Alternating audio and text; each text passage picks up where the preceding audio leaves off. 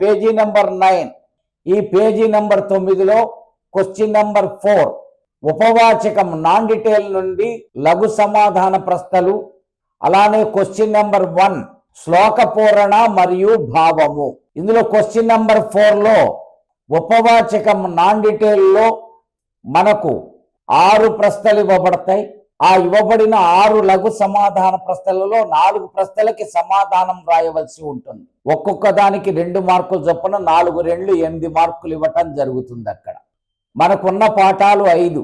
ప్రతి పాఠం నుంచి ఒక ప్రశ్న ఇవ్వటం జరుగుతుంది. దానితో పాటు మరొక ప్రశ్న ఏదో ఒక పాఠం నుంచి ఇవ్వటం జరుగుతుంది. ఈ విధంగా 6 ప్రశ్నలు ఇవ్వటం జరుగుతుంది. అందులో 4 ప్రశ్నలకు సమాధానం రాయాలి. ఇక తరువాత క్వశ్చన్ నెంబర్ 1 శ్లోక పూరణ భావము.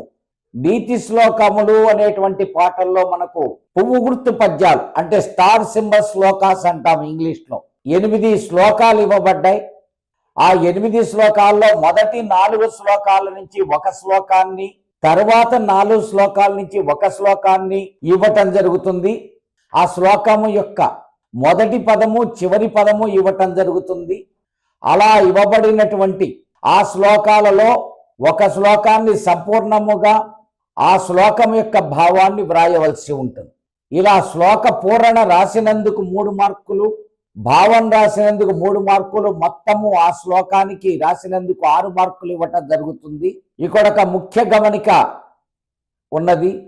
శ్లోక భావాన్ని మీరు తెలుగులో లేదా ఇంగ్లీషు భాషలో, ఆంగ్ల భాషలో వ్రాయవచ్చు. కానీ శ్లోక పూరణ మాత్రం తప్పనిసరిగా సంస్కృత భాషలోనే వ్రాయవలసి ఉంటుంది. ఇది తప్పక గమనించవలసిన అంశం.